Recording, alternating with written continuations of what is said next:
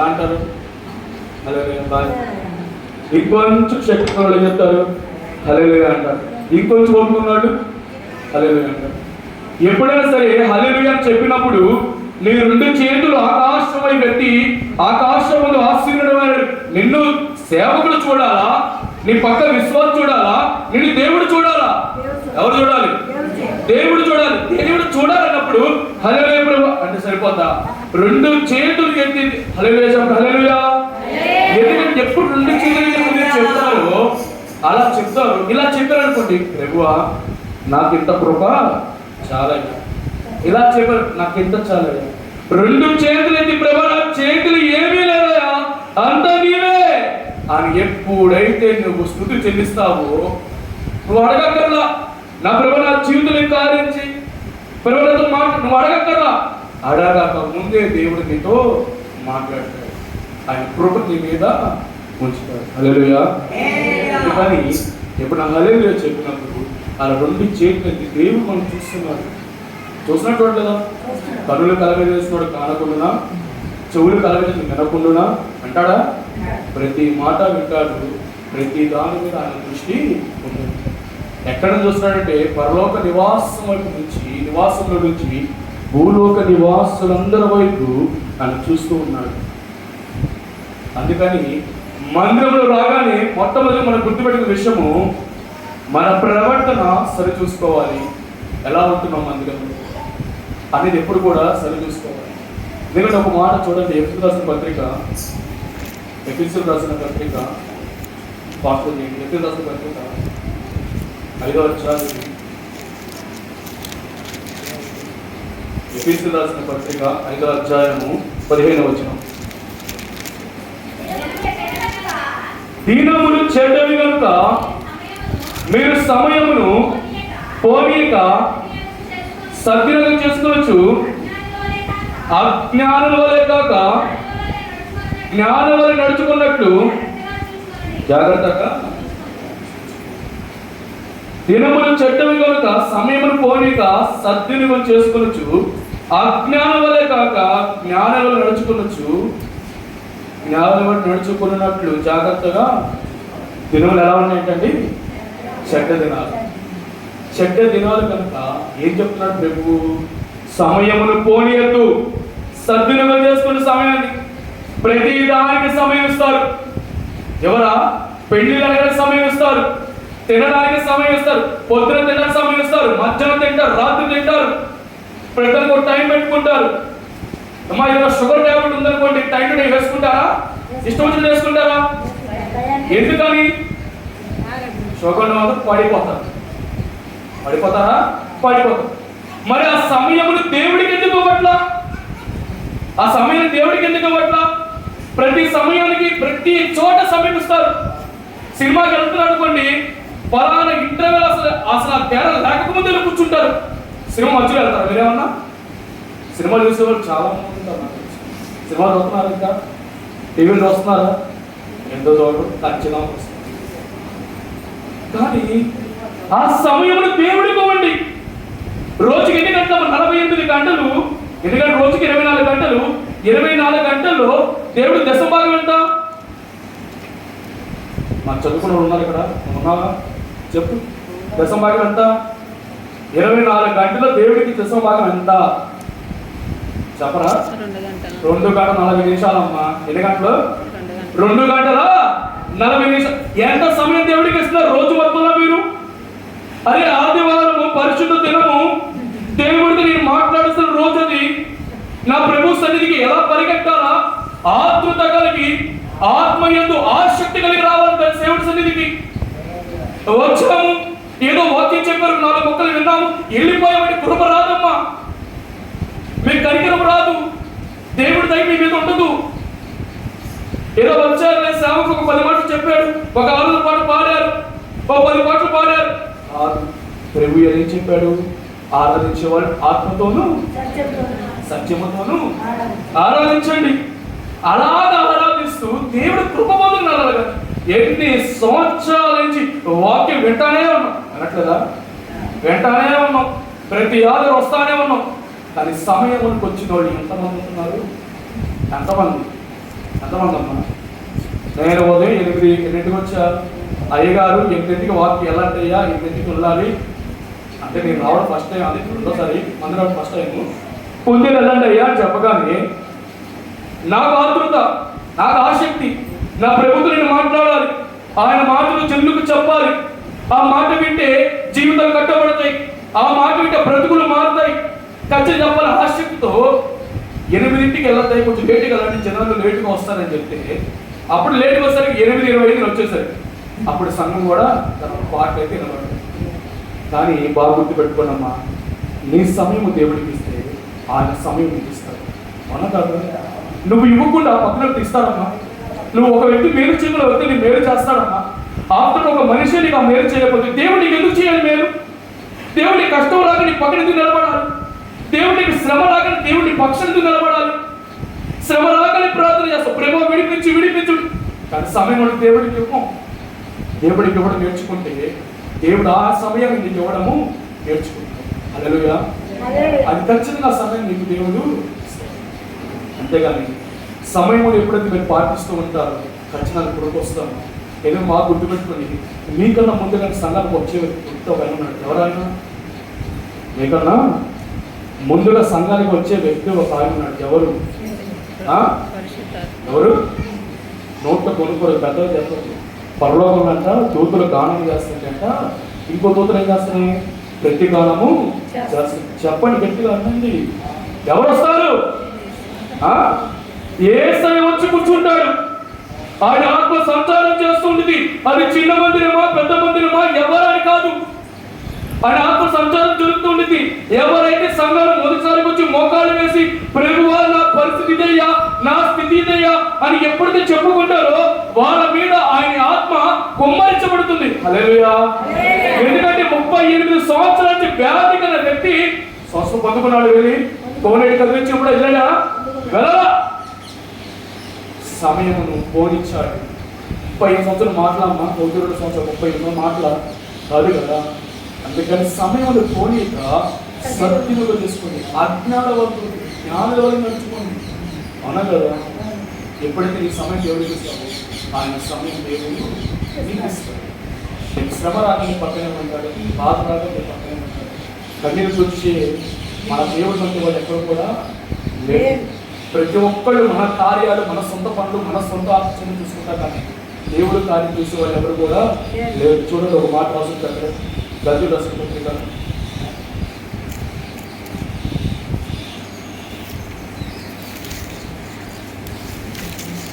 పిలుపుల రాసిన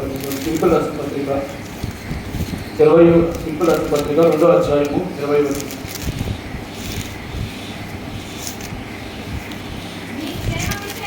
మీ క్షేమ విషయమని నిజముగా చింతించువాడు అతడి వంటి వాడెవడును. అర్థమైందమ్మా?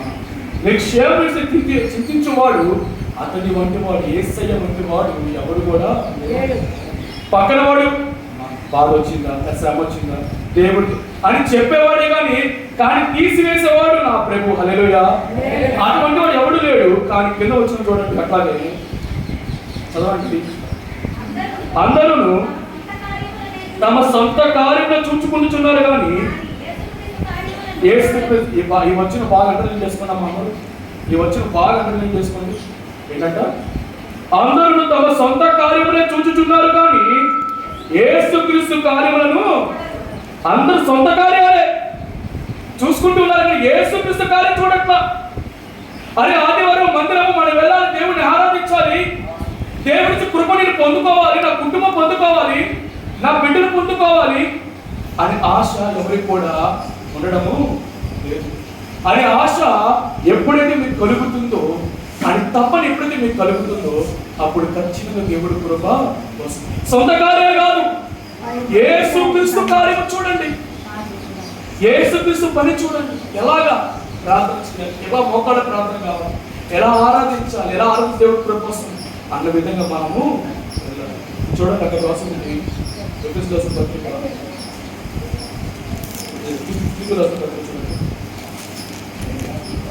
తీతుకు రాసిన పత్రిక 1వ అధ్యాయము 16వ వచనంలో దేవుని ఎరుగుదామని వారు చెప్పుకుందరు కానీ ఏంటంట అసహ్యులను అవినీయులను ప్రతి సత్కార్యము విషయము భ్రష్టులైంది తమ క్రియల వలన ఏంటండి ఎరుగునంటున్నారు. హల్లెలూయా. నేను దేవుడిని ఎరుగుదును, పరిశుద్ధ గ్రంథం పట్టుకున్నాను, తెల్ల వస్త్రం వేసుకున్నాను, మందిరానికి వచ్చాను, దేవుడి స్తుతించాను. కానీ అక్కడ వాక్యం చెప్తుంది చాలా తేటగా, తమ క్రియల వలన ఆయనను ఎరుగమన్నట్టున్నారు. ఎలా ఉన్నారంట? తమ క్రియల వలన ఎరుగమన్నట్టున్నారు. నేను దేవుడు ఎరుగుదును, కానీ క్రియల వలన దేవుడిని ఎరగతాను. ఎందుకంటే మన జీవితంలో ఇంకా శోధనలు, ఇంకా శ్రమలు, ఇంకా బాధలు. ఎందుకంటే బాగా గుర్తుపెట్టుకొని సమయమును పోలిస్తున్నారు, నిలుపొలుస్తున్నారు, సమయాన్ని సద్వినియోగం చేసుకోవట్లేదు. అవునా కదా? ఎందుకంటే ఒక మాట గుర్తుపోయినమ్మా, ఇక్కడ చాలా మంది స్త్రీలు కనబడుతున్నారు కానీ పురుషులు కనబడతారా? ఏమయ్యారు మీ పురుషులు? ఏమయ్యారు మీ తమ్ముళ్ళు? ఎక్కడున్నారు? మీ భర్తలు ఎక్కడున్నారు? ఎక్కడున్నారు? ఇంట్లో కూర్చున్నారు, టీవీ చూస్తున్నారు. ఇంట్లో కూర్చొని ఏం చేస్తున్నారు? ఇంట్లో కూర్చొని మా బాగా గుర్తుపెట్టుకోండమ్మా, రేపటి రోజున పొరపాటున మనం కనుక చనిపోయి పర్వత రాజ్యం వెళ్ళాను, అక్కడ కూర్చొని టీవీకి వెళ్ళామనుకోండి, దేవుడు అడిగి మొట్టమొదటి ప్రశ్న తెలుసా? ఎన్ని ఆస్తులు సంపాదించి అడుగుతాడా? అడగడు. ఎంతమంది విడుదల చేశావు నువ్వు? అడుగుతాడా? అడగడు. ఎన్ని ఆత్మలు రక్షించావు? నీ భర్తను రక్షించుకున్నావా? నీ బిడ్డను రక్షించుకున్నావా? అదే మందిరంలో జీవాహారం వెంటబడుతుంది, జీవగల మాటలు వెంటబడుతున్నాయి, నువ్వు ఎందుకు వినిపింప చేయలేదు? ఎందుకు మందిరానికి తీసుకురావట్లేదు అని దేవుడు అడిగితే నువ్వేం చెప్తావు? ఏం చెప్పగలుగుతావు? అవునా కదా? చెప్పండి. మా ఇంట్లో జీవాహారం వెంటబడుతుంది. ఏ ఒక సినిమాకి వెళ్ళేటప్పుడు, లేదా ఒక పెళ్లికి వెళ్ళేటప్పుడు, ఒక పేరెంటానికి వెళ్ళేటప్పుడు వెంట పెట్టుకొని అక్కడ నువ్వు వస్తున్నావా, నువ్వు రా అని వెంట పెట్టుకు తీసుకెళ్తారు ఎవరో మాట్లాడుకొని. మరి దేవుడి సన్నిధికి వస్తుంటే ఒక్కరికైనా చెప్పారా? అని నేను మందిరానికి వెళ్తున్నా, నువ్వు మందిరానికి రా, ఇంట్లో కూర్చొని ఏం చేస్తావు? ఒక గంట వచ్చి దేవుడి వాక్యం విను, మన బ్రతుకులు మారుతాయి అని ఎవరికైనా చెప్పారా? చెప్పారన్న వాళ్ళు చింతలేద్దడం ఒక్కడన్నా? అమ్మగారికి తప్పుడు పట్టున్నామా? ఎందుకంటే దేవుడి మీద చెప్పాలి, దేవుడి మీద చెప్పాలి. అమ్మ రా, జీవాహారం వెంటబడుతుంది, నీ బ్రతుకులు బాగుపడితే రండి వినండి. ఒక మాట గుర్తుపెట్టుకోండి. ఎందుకంటే నేను ఈ మధ్యకాలం చాలా చోట్ల విన్నాను, చాలా మంది యవనస్తులు చనిపోతున్నారు. చనిపోతున్నారు యవనస్తులు ఎందుకు చనిపోతున్నారు? యవనస్తులకి ఎవరు అన్ని చిన్న బిడ్డలు కాదమ్మా, క్రైస్తవుల బిడ్డగా చనిపోతున్నారు. ఎవరు? క్రైస్తవులు దేవుడు నమ్మకం బిడ్డలు. ఎందుకు చనిపోవాలి? మన విజయవాడలో ఒక పిల్లవాడు మా హాస్పిటల్ చేస్తుంది, వాళ్ళ అబ్బాయి కృష్ణానదిలో పడి చనిపోయాడు. ఎందుకు చనిపోయాడంటే తాగేసి దూకాడంట. ఆమె ఒక క్రైస్తవురాలు. ఎందుకని? బిడ్డలకు ఎందుకు చెప్పట్లా? భర్తలకు ఎందుకు చెప్పట్లా? ఇంట్లో కుటుంబాలు ఎందుకు చెప్పట్లా? రెండయ్య మందిరాలుగా ఎందుకు చెప్పట్లా? మీరు చెప్పాలమ్మా. జీవాహారం వెంటబడుతుంది, రండి మన బ్రతుకులు మారిపోయింది. పరుగులు ఆ రోజు యేసయ్య వాక్యం చెప్తూ ఉంటే ఎక్కడ ఉన్నారు అక్కడ పరుగులెత్తుకుంటూ వెళ్ళారండి జనాలు. ఎందుకు రావట్ల? దేవుడు వాక్యం నిర్లక్ష్యమా? దేవుడు మాటకి నిర్లక్ష్యమా? దేవుడు ప్రవర్తన నిర్లక్ష్యమా? ప్రతి దానికి మంచిగా నడుచుకుంటారు, కానీ దేవుడు వాక్యం అనే దగ్గరికి వచ్చేసరికి పాటలకు గంట సమయం ఇస్తారు, ఆరాధన సమయం ఇస్తారు, కానీ వాక్యం సరికి అరగంట చెప్పండి అయ్యా. ఎందుకంటే అరగంట చెప్పండి అయ్యా, పావుగంట చెప్పండి. అమ్మ ఒక మాట గుర్తుపెట్టుకుని, టిఫిన్ తింటే మీ కడుపు నిండిద్దా?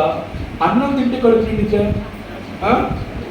జీవాహారము వాక్యం. అందుకే దేవుడు చెప్పాడు కదా, తీయకలని. కానీ మత్తయి సువార్త 4:4 చెప్పాడు కదా, మనుషుడు రొట్టె వల్ల మాత్రమే కాదు కానీ దేవుడి నుంచి వచ్చే ప్రతి మాట వల్ల మనుషుడు బ్రతుకుతాడు.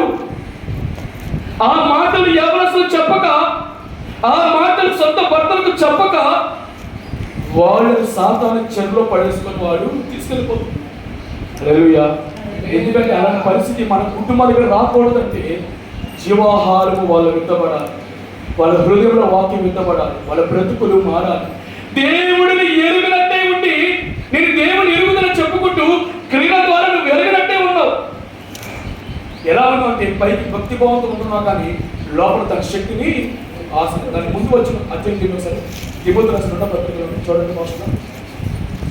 తిమోతిలో 2వ పత్రిక 3వ అధ్యాయం 5వ వచనం ఫాస్ట్ తీయాలి. తిమోతి రాసిన 2వ పత్రిక 3వ అధ్యాయం దాని ముందు కాపడే చెప్పక్కర్లేదు. పైకి భక్తి గల వారి వలె ఉండి దాని శక్తిని ఆశ్రయించిన వారిని పొందురు. ఇంటి వారికి ఇంకొకటి పైకి భక్తి భావం, పైకి నేనే క్రైస్తవుడిని, నేను బాగా స్తుతిస్తున్నాను, దేవుడిని ఆరాధిస్తున్నాను, కానీ లోపల శక్తి ఉందా? లేదు. ఎలా ఉందంటే మేడి పళ్ళు చూడు, గలగలడు పొట్ట వైపు చూడు, ఏముంటాయంట? పురుగులు. అయ్యా నేను ఆదివారం చర్చికి వెళ్తున్నానయ్యా, పరిశుద్ధ గ్రంథం పట్టుకుని వెళ్తున్నానయ్యా, దేవుడు స్తుతిస్తున్నానయ్యా, దేవుడిని ఆరాధిస్తున్నానంటే దేవుడు లేకపోతే నీ పొట్ట వైపు చూడగానే ఏం కనబడతాయి? ఏమంటాడు అన్నాడు కదా మత్తయి సువార్తలో, ఏమన్నాడు? అక్రమము చేయవారా నా యొద్ద నుండి తొలగిపోండి. అయ్యా నీ నామలో దెయ్యాలు వెళ్ళగొట్టారయ్యా, నీ నామలో ఇంత అద్భుత కార్యం చేశానంటే దేవుడు అన్న మాట అక్రమం చేయవాలని అందు నుంచి వెళ్ళగొట్టండి. అలాంటి దుస్థితి మనకు రాకూడదంటే సమయము ఉండగానే ఏంటంట, సమయం ఉండగా సద్వినియోగం చేసుకోండి. ఎందుకంటే మన ఆయుష్ ఎంతకాలం అంటే మనకు తెలుసా మీకు? 70 సంవత్సరాలు. కీర్తనలో దావీదు గారు చెప్పారు కదా, 70 సంవత్సరాలు 80 సంవత్సరాలు. అయినా అదే ఆయాసము దుఃఖమే. ఎందుకంటే నిన్నేం తెలుసు నువ్వు చెప్పగలవు, కానీ రేపేం తెలుసు నువ్వు చెప్పగలవా? ఇంకో నిమిషంలో నీ జీవితంలో ఏం జరుగుతుందో నువ్వు చెప్పగలవా? ఇంకొక నిమిషంలో నీ బ్రతుకు ఎడుతుందో నువ్వు చెప్పగలవా? చెప్పను. కానీ నిన్న నేడు నిరంతరం ఏ కలిగితుకు నా యేసయ్య నీ గురించి చెప్పగలడు. హల్లెలూయా. ఆయన ఖచ్చితంగా నీ గురించి ఒక ఎలా ఉన్నాడంటే ఒక శ్రేష్టమైన ఆలోచన కలిగి ఉన్నాడు. ఆయన శ్రేష్టమైన ఉద్దేశం కలిగి ఉన్నాడు. ఖచ్చితంగా నీ పట్ల నెరవేరాలంటే మనం దేవుడి దగ్గరగా బ్రతకూడదా? బ్రతకాలి. సమయాన్ని దేవుడికి ఎలా ఇవ్వాలి తెలుసా మీకు? ఒకసారి చూడండి, యెషయా గ్రంథం, మీకు యెషయా గ్రంథం 50వ అధ్యాయము. యాక్చువల్గా నేను ఒక వాక్యం ప్రిపేర్ ఇచ్చాను, కానీ దేవుడు ఆ వాక్యం కాకుండా ఈ వాక్యం చెప్పని పేరే తీసి ఈ వాక్యం చెప్తున్నాను నేను. చూడండి, యెషయా గ్రంథము 55వ అధ్యాయము 6వ వచనం. ఫాస్ట్ తీయాలి.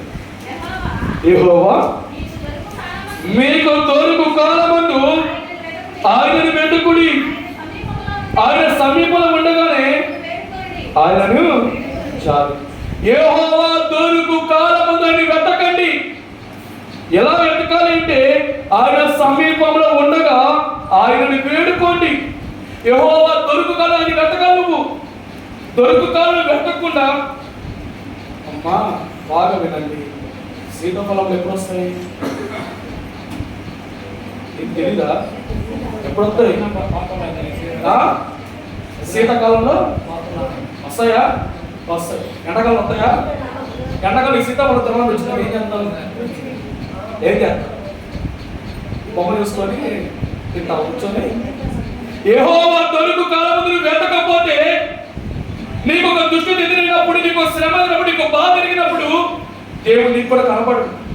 నీ మాట కూడా ఆ మాట ఎందుకు నేను చెప్పడం కాదు, కానీ సామెతల గ్రంథంలో చాలా నీట్గా రాసులు. చూడండి, సామెతల గ్రంథం 1వ అధ్యాయము, సామెతల గ్రంథము 1వ అధ్యాయము, సామెతల గ్రంథము 1వ అధ్యాయము 24వ వచనం చూడండి ఫాస్ట్గా. నేను పిలవగా మీరు వినకపోతిరి, నా చెయ్యి చాపగా మీరు లక్ష్య పెట్టకపోతిరి, నేను చెప్పిన బోధ ఏమియు మీరు వినగా. హల్లెలూయా. నేను పిలిచినప్పుడు వినలేదు, నేను చెయ్యి చాపగా ఎవరినో లక్ష్య పెట్టలేదు, నేను చెప్పిన బోధ ఏమీ వినక. అమ్మ సంఘానికి వచ్చి నిద్రపోతాను అనుకోండి. హల్లెలూయా. హల్లెలూయా. బోర్ కొడుతుందా? బోర్ కొడుతుందా? బాగేమన్నా చక్కగా వినండి వాక్యం. ఎందుకంటే దేవుడు చెప్తున్న మాట నా సొంత మాట కాదు. సొంత మాటలు చెప్తే నేను నా దేవుడి దగ్గర నిలబడాలి. నేను చెప్పవలసిన వాక్యం ఒకటి, దేవుడు ప్రేరేపించిన వాక్యం ఒకటి. సంఘానికి వచ్చినప్పుడు నిద్ర అనేది రాని మాకండి. నిద్ర అనేది వచ్చింది అంటే నువ్వు అపవాది చెరలోకి వెళ్ళిపోతున్నావు అని అర్థం. ఎందుకంటే ఒక బాగా గుర్తుపెట్టుకోండి అమ్మా, మీరు ఇంట్లో నాటి కొంచెం చూస్తారా? హల్లెలూయా. నిజాలు ఒప్పుకోండి. ఇంట్లో కొంచెం నాటికి చూస్తారా కదా? నిద్ర వస్తుందా? సినిమా చూస్తారు, నిద్ర వస్తుందా? పెళ్లి కానీ వాడు తాళి కట్టు నిద్ర వస్తుందా? మరి సంఘాన్ని రాగానే ఓకే విడగానే అస్సలు ఒక మొత్తం టాబ్లెట్ పడేసినట్టు నోట్లో ఒక గొడవలు. ఒక ఆయన ఇట్లా నిద్రపోతుంటానంట, ఎదురు ఒక సేవకుడు వచ్చి చెప్పాడంట, ఎదురు ఒక పిల్లడు కూర్చుంటే కరెక్ట్గా బాగానండమ్మా బాగానండి. ఒక సేవకుడు అంట కరెక్ట్గా వాక్ చేసరికి ఎదురు కూర్చున్న వ్యక్తి గొరగలు పెడుతున్నాడంట. ఏమంటున్నాడు? గొరగలు. నాకేమో ఓకే డిస్టర్బెన్స్, ఎక్కడ వాకింగ్ చెప్పినప్పుడు డిస్టర్బెన్స్ ఉండకూడదు. గొరగ పెడుతుంటే ఆ సౌండ్కి ఏ సౌండ్ కూడా వినిపించట్లా. ఇలా కాదు ఏదైనా సంగతి చెప్తామని చెప్పి పక్కన ఒక పిల్లోడి కంట, అరే నీకు ఒక 10 రూపాయలు ఇస్తాను, నిద్రపోతున్నప్పుడు సూట్ తీసుకుని గొచ్చలు అన్నాడు. సూట్ తీసుకొని గొచ్చలు అన్నాడంట. అనగానే ఈయన ఆదివారం పాటు రాగానే పొద్దున్నే వచ్చాడు, చర్చకు వచ్చి కూర్చోగానే ఆ పిల్లడు పక్కనే కూర్చున్నాడంట. ఏ నదో అనగానే సూర్యుడు పక్కన కూర్చోడంట. ఇలా కూర్చుతూ ఉంటే నిద్ర వస్తుందా? అమ్మ నిద్ర వస్తుంది, నిద్ర వస్తుంది వెళ్ళారా? రా నిద్రపోవాలంటే సంఘం అంతా అయిపోయినాక ఆ కుర్రాడు పిలిచి ఈ నిద్రపోయి అడిగాడు, అరే నేను నీకేం చేశాను, నువ్వు నన్ను కూర్చుతావేంట్రా? నాకు అసలు ఇంట్లో నిద్ర పట్టుకో సంఘానికి నిద్రపోతుంటే నువ్వు నన్ను డిస్టర్బ్ చేస్తావు ఏంటంటే, నాకు ఆయన 10 రూపాయలు ఇచ్చాడు కూర్చోమని. అలాగానే ఈ నిద్రపోయేవాడు అన్నాడంట, నీకు 20 రూపాయలు ఇస్తాను నన్ను కూర్చోమాక అన్నాడు. సంఘ పరిస్థితులు అలాగే దిగజారుతూ ఉన్నాయి. ఎందుకని జీవాహారం పొందుకుంటే నీ బ్రతుకులు కట్టబడతాయని సాతానుకు తెలుసా తెలియదా? తెలుసు. ఎందుకంటే ఈ మాటలు ఉట్టి మాటలు కాదమ్మా, దేవుడి మాటలు. ఈ మాటలు మన జీవితంలో గొప్ప మేలును తీసుకొస్తాయి. ఆ మేలు మనం పొందుకోకుండా సాతాను వచ్చి అడ్డుపడి చెరలో వేసుకుపోతుంది. అది నిద్రమతికి ఎప్పుడు కూడా అవకాశము ఇవ్వకూడదు. ఎందుకంటే ప్రభు చెప్తున్నాడు, నేను పిలిచినప్పుడు వాళ్ళు వినలేదు. నేను వాక్యం చెప్పడం అమ్మ బాగా గుర్తుపెట్టుకోండి, యవన బిడ్డలు చనిపోతున్నారని విన్నాము, యవనస్తులు చనిపోతుందని విన్నాము. ఆ బిడ్డలకి ఈ వాక్యం వింటే, ఆ బిడ్డలకి ఈ వాక్యం వెలిగితే ఆ తల్లిదండ్రులు కూర్చోబెట్టి ఏరా స్కూల్కి వెళ్ళలేదు అడుగుతారా? అమ్మ మీ హస్బెండ్ కానీ మీ భర్తలు కానీ ఎవరన్నా 6 రోజులు పనిగా ఇంట్లో కూర్చున్న కొంత ఒకవా ఏమడుగుతారు? ఎందుకు అడుగుతారు? తినడానికి తిండి కావాలిగా, అక్కడ బట్టలు కావాలిగా, ఖచ్చితంగా క్వశ్చన్ వేస్తారు వేరా? ఖచ్చితంగా వేస్తారు. అదే సంఘానికి రాకపోతే ఎందుకు రావు? సంఘానికి ఎందుకు వాక్యమైనట్ల రోడ్ల తిరిగే బదులు రా సంఘానికి, రా వాక్యం విన్నాము ఎందుకు చెప్పట్ల? అదే మాట వినినప్పుడు ఆ యవన బిడ్డల్లో ఆ వాక్యం వెతుకుతున్నప్పుడు అతని పాపము కూడా ఒక మాట గుర్తుపెట్టుకోండి, నీ హృదయ పాపం ఉంది అంటే వాక్యము ఉండదు, వాక్యం ఉంది అంటే పాపము ఉండదు. ఏదో ఒకటి నీ లోపల ఉంటారు. ఆ వాక్యం నింపుకున్నప్పుడు ఆ యవన బిడ్డలు చనిపోయి ఉండదు. నిజంగా ఇది సరికాదు, ఇది ఎలా త్రోవ కాదు, ఖచ్చితంగా దేవుడు ఈ త్రోవ వేరు, ఆ దేవుడి త్రోవ ఖచ్చితంగా సంఘానికి వచ్చి అందరితో పాటు ఉండేవాడు. అందుకని అర్థకాలంలో యవన కాలంలో చనిపోయి నరకానికి పోయేవాళ్ళు కాదు. హల్లెలూయా. ఎందుకంటే బాగా గుర్తుపెట్టుకోండి, నేను పిలిచినప్పుడు వినడం లేదు, నేను చెయ్యి చాపక ఎవరు పట్టించుకోవడం లేదు, నేను బోధ చెప్పుతుండగా ఎవరు లక్ష్య పెట్టలా. అందుకని ప్రభు చెప్తున్న మాట ఎలా ఉంటుంది తెలుసా మీకు? చూడండి, మీకు 27వ వచనం, భయము మీ మీద తుఫాను వలె వచ్చినప్పుడు, సుడిగాలి వచ్చినట్టు మీకు అపాయం కలుగునప్పుడు, మీ కష్టమును దుఃఖమును ప్రాప్తించినప్పుడు ఏం చేస్తానంట? నేను అపహాసం చేస్తాను, రక్షిస్తాను చెప్పట్లా ప్రభు, నేను కాపాడుతానని చెప్పట్లా, నేను ఉన్నానని చెప్పట్లా, నేను అపహాసం చేస్తా. నీకు కష్టం వచ్చినప్పుడు, నీకు శ్రమ వచ్చినప్పుడు, నీకు బాధ వచ్చినప్పుడు, ఎందుకంటే నేను పిలిచినప్పుడు నువ్వు వినరా, నేను చేయించావు పట్టించుకోవాలా, నేను బోధ చెప్పి నువ్వు లక్ష్య పెట్టలేదు చెప్పి కింద వచ్చినప్పుడు చెప్తున్నాడు. చూడండి, అప్పుడు నేను ప్రత్యుత్తరం వేయబోదును, నన్ను శ్రద్ధగా వెతుకుతురు కానీ వారికి నేను కనబడుతుంది. నన్ను శ్రద్ధగా వెతుకుతారు ఎప్పుడంట? అదేదో తెలుగులో సామెత ఉంటుంది కదా, తెలుసా మీకు ఆ సామెత?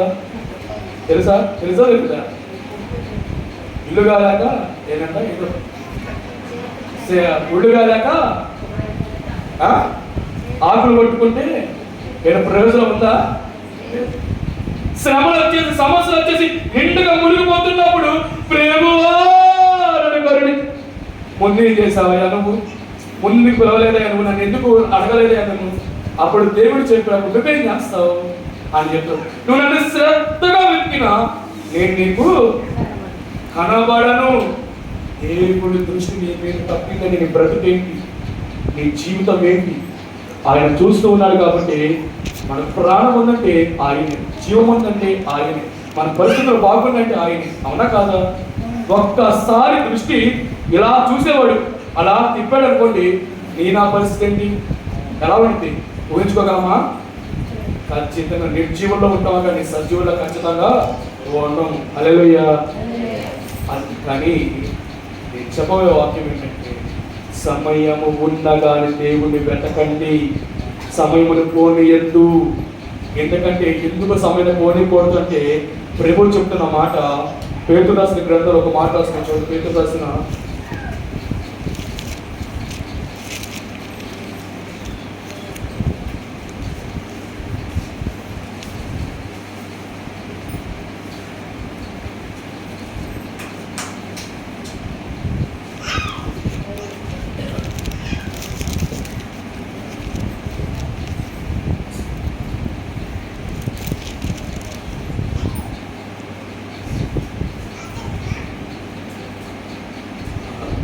తిమోతి రాసిన 2వ పత్రికలోని 3వ అధ్యాయం 1వ వచనం చూడండి. తిమోతి రాసిన 2వ పత్రిక 3వ పత్రిక, తిమోతి రాసిన 2వ పత్రిక 3వ అధ్యాయం 1వ వచనం. అంత్య దినములలో అపాయకరమైన కాలములు చాలు. ఏంటండి? అంత్య దినాల్లో అపాయకరమైన కాలములు వచ్చుచున్నవని తెలుసుకున్నా. నువ్వు అపాయకర కాలం నుంచి బయటపడాలి అంటే ఒకే ఒక్క మాట ఏంటంట, నువ్వు దేవుణ్ణి ఎరిగి ఉండాలి. నీ సమయము దేవుడికి ఇచ్చేవాడిగా ఉండాలి. అంతేగాని నీ సమయమును అన్నిటికీ కేటాయించి, అందరికీ కేటాయించి, ప్రభుకి కేటాయించకపోతే ఖచ్చితంగా నీ దృష్టిని. అందుకే చూడండి, హోషేయ రాసిన గ్రంథము, హోషేయ గ్రంథము చూడండి ఒకసారి. హోషేయ గ్రంథము 5వ అధ్యాయము, హోషేయ గ్రంథం 5వ అధ్యాయం 15వ వచనం.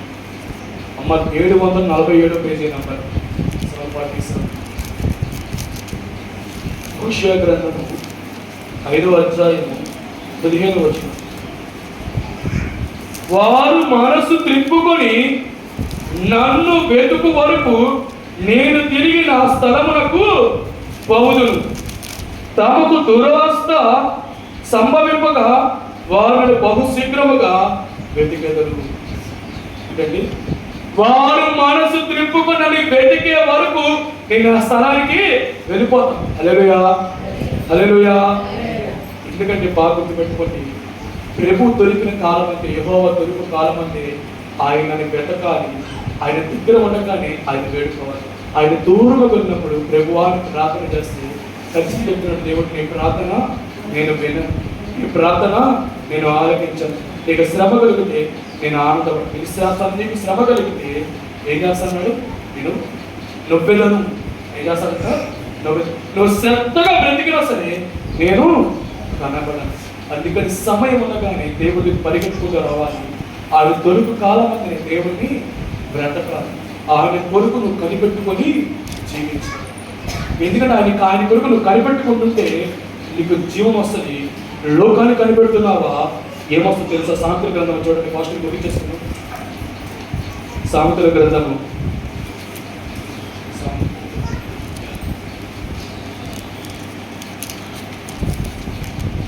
గ్రంథం 8వ అధ్యాయం 35వ వచనం. నన్ను కనుగొనవాడు జీవమును కనుగొను, యెహోవా కటాక్షము వారికి కలుగును. నన్ను కనుగొనని వాడు తనకే హాని చేసుకును, నా యందు అసూయపడి వారందరూ మరణమును సేవించరు. హల్లెలూయా, హల్లెలూయా. నన్ను కనుగొన్నవాడు జీవమును కనుగొంటాడు. నన్ను కనుగొన్నవాడు జీవను కనుగొంటాడు. యెహోవా కటాక్షం వాడి కలుగును. నన్ను కనుగొన్నవాడు తనకి హాని చేసుకొనును. నా యందు అసహ్యపడే వారందరూ మరణమును. నువ్వు ఎప్పుడైతే దేవుడిని కనుగొంటావో, ఎలా కనుగొంటావు చెప్పండి దేవుడిని. హల్లెలూయా. ముగించేస్తా కానీ కాసేపు వినానమ్మా, ముగించేస్తా కానీ వినండి, నిద్రపోమాకండి. నన్ను కనుగొన్నవాడు జీవమును ఎలా కనుక్కుంటావు నువ్వు అంటే ప్రార్థన ద్వారా, దేవుడితో సహవాసము ద్వారా. ఎప్పుడు నువ్వు దేవుడిని కనుక్కుంటూ ఉంటావు నీకేం కలుగుతుందంట? 2000 చెప్పండి దేవుడు అక్కడ ఏం కలిగిద్దంట? ఏం కలిగింది? జీవము కలిగింది. యెహోవా కటాక్షం అతని మీద నిలిచింది. యెహోవాని కనుగొనని వాడి మీద ఏమొస్తుందంట? తనకు తానే హాని చేసుకుంటాడు, మరణమును స్నేహిస్తాడు. హల్లెలూయా. అందుకని ఎప్పుడు నువ్వు దేవుని కనుగొంటూ ఉంటావు. ఎలా కనుగొంటావు? ఎందుకంటే దేవుడి లోకంలో చాలా మంది కనుగొంటున్నావు, పాపాన్ని కనుగొంటున్నావు. ఎలాగ ఈనాటికి పోతే ఆనాటిగా, ఆనాటికి పోతే ఈనాటిగా అని రకరకాల పార్టీని వాళ్ళు రకరకాల కనిపెడుతూ ఉన్నారు. వాటిని మనం చూస్తూ సంతోషిస్తూ ఉన్నాం. కానీ దేవుడి వాక్యము చొప్పున, విత్తబడిన వాక్యం చొప్పున నడుస్తున్నావు, నడవట్లేదా? ఖచ్చితంగా నడవడం లేదు. ఎప్పుడైతే విత్తబడిన వాక్యంతో ఎప్పుడైతే నడుస్తూ ఉంటావో, నీ క్రియలు ఎప్పుడైతే సరి చేసుకుంటావో, నీ ప్రవర్తన సరి చేసుకుంటూ, అరే సేవకుడు వచ్చి వాక్యం చెప్పాడు, సమయం సద్దుని చేసుకోమన్నాడు, రేపు వారం నుంచి నేను టయానికి వెళ్ళాలి అని నువ్వు హృదయంలో స్థిరపరుచుకుంటే, దేవుడు తన కార్యాలు, దేవుడు తన కృపను నీ యందు స్థిరపరుస్తాడు. హల్లెలూయా. అందుకని ఎప్పుడైతే దేవుడు కనుగొంటూ, జీవుని కనుగొనాలి, జీవం నీకు వస్తుంది. యెహోవా కటాక్షం మీద నిలిచింది. అలా నిలవాలి అంటే, అలా నిలవకపోవడానికి కూడా కారణం ఏంటి తెలుసా మీకు? హల్లెలూయా. హల్లెలూయా.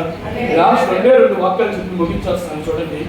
అలా నువ్వు కనుగొనలేకపోతున్నావు అంటే దానికి కారణం ఎవరో తెలుసా? దేవుడు. ఆ కారణము ఎవరు? చక్కగా చెప్తారు. ఎవరంట? నేను. ఇంకొంతమంది చెప్తారు ఎవరు కారణం అంటే, నేను కాదయ్యా, సాతాను కారణం. నువ్వు టీవీ చూడడం కూడా వాడే కారణం, నువ్వు సినిమా చూడడం కూడా వాడే కారణం, నీ బ్రతుకులో సమస్యలు వస్తున్నాయంటే వాడే కారణం, మీరు శ్రమలు తగ్గుతున్నది నిజమా? మనకు మనమే కారణం. ఎవరంట? మనకు మనమే కారణం, వాడు కాదు. మనమే కారణం. ప్రతి సమస్య ఈ సాతాను గడు ఎక్కడున్నాడు? ఈ సమస్య తీసుకొచ్చేసాడు, ఈ శ్రమను తీసుకొచ్చేసాడు. ఏదో ఒక భయం కలిగిందనుకో, ఈ సాతాను వల్లే వచ్చి. ఏదో వ్యాధి కలిగిందనుకో, వీడికి ముడి పెట్టి అంటే రకరకాలుగా వాడిని చూపిస్తూ ఉన్నాం. కానీ ఎలా చూపిస్తున్నాం అంటే, వాడిని పొడి చేతో ఇలా ఎత్తి చూపిస్తున్నాము, దేవుని ఎడ చేతో ఇలా చూపిస్తాం. హల్లెలూయా. మా వాక్యం అర్థమవుతుందా? సాతాన్ని పొడి చేతి ఎందుకు చూపిస్తున్నాం? ఏమంటావు? ఇది సాధన వల్లే కలిగింది, ఇది సాధన వల్లే వచ్చింది, ఇది సాధన నాకు కలిగించాడు, ఇది సాధన నాకు కలిగించాడు అని ఇలా సాధన చూపిస్తున్నావు. కానీ ఒక మాట చెప్పాడు దేవుడు. ఏమన్నాడు? నాలో ఉన్నవాడు, చెప్పండి, నాలో ఉన్నవాడు లోకంలో ఉన్నవాడి కంటే గొప్పవాడు. అలాంటి దేవుడు ఏం చేస్తున్నాడు? తక్కువ చూపు చూపిస్తున్నావు, సాతాన్ని ఎక్కువ చూపు చూపిస్తున్నావు. ఎప్పుడైతే శ్రమ వచ్చిందా విడిపించేవాడు వెనకాల ఉన్నాడు, కన్నీరు వచ్చిందా తుడిచేవాడు నా ప్రేమ నా పక్కన ఉన్నాడు అని దేవుని ఈ చేతులు వెతికి చూపిస్తూ ఉంటే, నువ్వు సాతాన్ని నీ జీవితంలో కూడా రానివాడు. నీ హృదయంలో సాతానికి అవకాశము ఉండదు. అలాంటి కృప మనకు కావాలి అంటే మనం దేవుని వెతికే వారికి ఉండాలి, దేవుని కనుగొని వారికి ఉండాలి. హృదయం. ఎందుకంటే చాలా చోట్ల అంటున్నాము సాతాను కాలం అన్నా కానీ ఇంత వాక్యం చెప్పాను కదా, ఏమన్నాను? మన క్రియల బట్టి దేవుణ్ణి ఎరగనట్టు. ఇంత చూడండి ఒకసారి, ముగించేస్తాను. వర్ష గ్రంథంలో ఒకే ఒక మాట చెప్తాను చూడండి. వర్ష గ్రంథము ఇందాక చెప్పాను. వర్ష గ్రంథము 5వ అధ్యాయము 4వ వచనం. బాగా వినండమ్మా, ముగిస్తున్నాను చూడండి. తమ క్రియల చేత అభ్యంతరపరచబడిన వారే వారు తమ దేవుడి యొద్దకు. ఎవరి క్రియలంట? నీ క్రియల చేత అభ్యంతరపరచబడిన వారు తమ దేవుడి యొద్దకు తిరిగి రాలేకపోతున్నారు. నీ క్రియలని అభ్యంతరపరుస్తున్నాయి. కిందికి వాక్యం రాస్తుంది, నీ వ్యభిచారం మనసు అనగానే చాలా మంది వ్యభిచారం అనగానే ఎక్కడికి వెళ్ళిపోతారు. కానీ నువ్వు ఎక్కడైతే హృదయంలో ఆలోచించినా అది వ్యభిచారం దేవుడు చెప్పి ఉన్నాడు. వ్యభిచారం మనసు కంటే వల్ల వాళ్ళు యెహోవాని ఎరుగగా, అంటే ఇసిపట్టు నీ హృదయం చెడిపోవడం వల్ల నువ్వు దేవుని ఎరగకున్నావు. నీ క్రియలను నువ్వు అభ్యంతరపరచడం ద్వారా నువ్వు దేవుడి ఎదుగు రాలేకపోతున్నావు, దేవుని ఎరగలేకపోతున్నావు, దేవుడి వాక్యం వినలేకపోతున్నావు, ఒక అరగంట కూర్చొని దేవుని స్తుతించలేకపోతున్నావు, మోకాళ్ళకి ఒక అరగంట ప్రార్థన చేసుకోలేకపోతున్నావు, దేవుడి సరిని 2 చేతులు దేవుడు స్తుతించలేకపోతున్నావు, దేవుడి పట్ల నీ ప్రవర్తన సరి చేసుకోలేకపోతున్నావు. ఎన్ని వారించి వాక్యం ఉంటున్నా సరే ప్రభువాను ప్రార్థన చేస్తున్నావు. అలా చేసినప్పుడు ఖచ్చితంగా దేవుని కృప సత్య సమయం ఉండగానే దేవుడు వింటుంటే, దేవుడు కూడా కనిపెట్టుకుంటే మనకు వచ్చే ప్రయోజనం ఏంటో సార్ ఒకే ఒక్క మాట చూడండి, ముగించేసిన ఒకే ఒక మాట. యెషయా గ్రంథం 51వ అధ్యాయం 16వ వచనం. యెషయా గ్రంథం 51వ అధ్యాయం 16వ వచనం. బాగా వినండమ్మా. నేను ఆకాశములను స్థాపించినట్లు భూమి పునాదులను వేయినట్లు నా జనం నీవే అని సీయోనుతో చెప్పినట్లు నీ నోట నా మాటలు వచ్చి నా చేతి నీడలో. హల్లెలూయా, హల్లెలూయా. 2 చదివేస్తుంది. హల్లెలూయా, హల్లెలూయా, హల్లెలూయా. ఇక్కడ దేవుడు చెప్తున్న మాట జాగ్రత్త వినండి. నీ నోట నా మాటలు ఉంచి నా చేతి నీడలో నిన్ను కప్పి. అమ్మా, నీ నోట దేవుడు మాటలు ఉంచితే నీకు ఏ కీడలు తగిలిద్దా? ఏ భయమైన వస్తుందా? ఏ రోగమన్నా వస్తుందా? నువ్వు చెడ్డ మాటలు మాట్లాడగలవా? బూతు మాటలు మాట్లాడగలవా? ఏదైనా మాటలు మాట్లాడగలవా? ఎటువంటి నువ్వు మాట్లాడు. ఎందుకంటే నీ నోటిలో ఆయన మాటలు ఉన్నాయి. ఆయన చేతి నీడ నేను కప్పి ఉన్నాడు. ఆయన చేతి నీడ నేను కప్పి ఉంటే ఏ సాధన నీకు వస్తుంది? ఏ భయం నీకు వస్తుంది? కొంతమంది అంట అర్థం కాని భయాలు భయపడుతుంటారు. ఒకే ఒక మాట గుర్తొస్తుంది, అర్థం కాని భయాలు. ఎలాంటి భయం ఉంటే మీరు చెప్పనా? ఒక ఆయన అంట బాగేనండి ముగించేశాను. ఒక ఆయన అంట ఇలాంటి బాగేంటారు. వినండి, బాగా వాక్యం మనకి ఎక్కడ కానీ ఇలాంటి బాగా వినండి. ఎలాగంటే ఒక ఆయన సమాధి పట్టుకొని దారు నిలబడ్డాడంట. ఎక్కడ నిలబడ్డాడు? దారు నిలబడ్డాడు సమాధి పట్టుకొని. ఎక్కడికి వెళ్ళాలంట? లేదా సుమారుగా ఇక్కడ కోలం ఇది పొందేరు నుంచి కంకిపాడు వెళ్ళాలనుకోండి. పొద్దున్న నుంచి కంకిపాడు వెళ్ళాలి. సమాధి పెట్టి ఇక్కడ రెడ్డిగా ఉంది. ఏం చేశాను? సమాధి పెట్టి పట్టుకొని వెళ్తాడంట. వెళ్తుంటే వెహికల్స్ ఏమి రావట్లా. దారిలో ఒక లారీ వస్తుంటే లారీ అని ఆగాడంట. ఎట్లా బాగా ఆగే వినండి, బాగా లారీ వాడిని ఆపాడంట. ఆపగానే లారీ వాడు అనగానే ఏంటి అంటే అక్కడ దెబ్బవా అన్నాడంట. ఎనగానే సమాధి పెట్టి పట్టుకొని పైన లారీ ఎక్కాడంట. ఎక్కగానే సరే ఈ లోపు లారీ వెళ్తూ ఉంటే వర్షం స్టార్ట్ అయిందంట. ఏం స్టార్ట్ అయింది? వర్షం స్టార్ట్ అవ్వగానే మనోడు ఎదర లారీ ఎలా ఉంది? ఎక్కడ మొత్తం ఖాళీ ఉంటుంది. ఎదర కూర్చొని ఖాళీ లేదంట.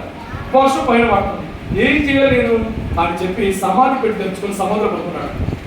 ఎలా ఉన్నాడు? సమాధి పెట్టమని ఎలాగ అలవాటు మాట్లాడి పట్టింది డ్రైవర్ లేకపోతే సముద్రం పడుకున్నాడు. పడుకోగానే ఈ లోపు జనులందరూ ఎక్కేశారంట. లారీ మొత్తం ఫుల్ అయిపోయింది. చీకట్లో వెళ్తుందంట లారీ. ఎక్కడ ఉన్నది? చీకట్లో వెళ్తుంది.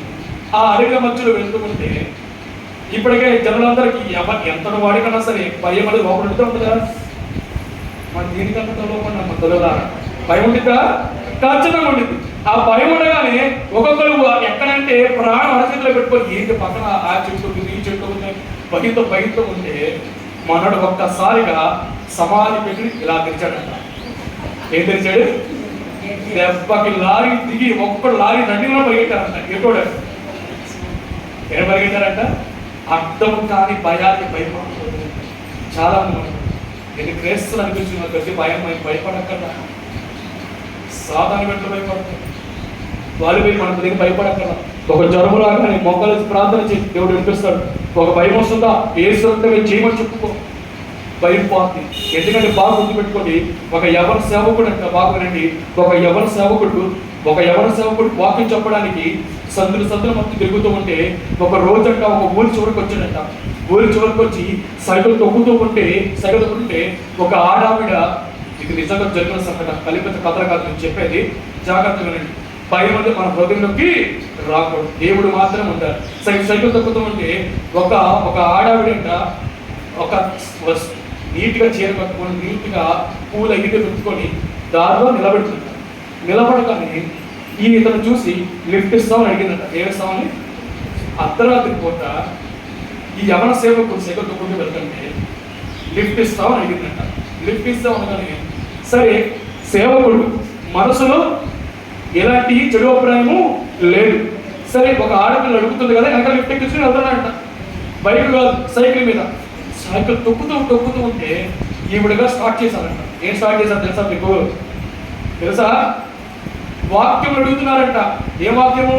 ఆది కాండం నుంచి ప్రకటన గ్రంథం వరకు ఉన్న వచనాలు అడుగుతూ ఉందంట. ఒక వచనం.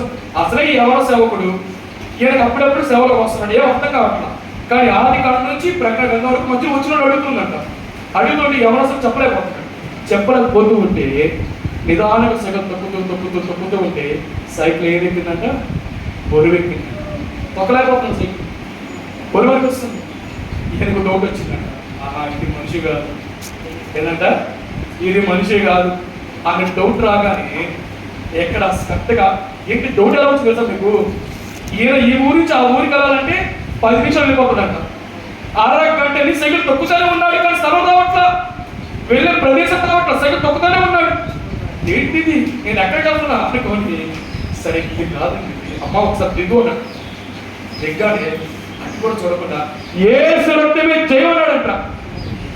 ఉండితో పక్కన లేదు, అక్కడ సైకిల్ తొక్కితే 10 నిమిషాలు వెళ్ళాల్సిన 5 నిమిషాలు వెళ్ళిపోయాడంట. హల్లెలూయా. అందుకే అర్థం కాని భయాలకి చోటు ఇవ్వకండి. దేవుని వెతకండి. సమయం ఉండకండి, దేవుని వెతకండి, దేవుని కనుక్కోండి. జీవమును దేవుడు ఇస్తాడు అన్నాడు కదా. నేనే జీవమును, నేనే సత్యమును, నేనే మార్గమును, నేనే జీవమునై ఉన్నాను. అలాంటి దేవుడి కృపను మనం పొందుకోవాలంటే సమయం ఉండగానే దేవుడి కోసం వెతకండి. ఆ సమయం ఉండగానే యెహోవా దొరుకుతారని ఆయన వెతుక్కోండి. ఆయన ఇచ్చే కృపను పొందుకోండి. దేవుడి వాక్యం స్థిరపరిచి బలపరిచి మన జీవితాల కార్యం జరుగును గాక. ఆమేన్. చిన్న ప్రార్థన చేసుకుందాం. పరిశుద్ధుడా నీకు స్తోత్రం, గొప్పది మొక్కలైనమ్మా. పరిశుద్ధుడా నీకు స్తోత్రం, గొప్ప దేవుడా నీకు స్తోత్రం, యేసయ్యా నీకు స్తోత్రం, గొప్ప దేవుడా నీకు స్తోత్రం. ప్రాణాన్ని జీవం నుంచి బ్రతికి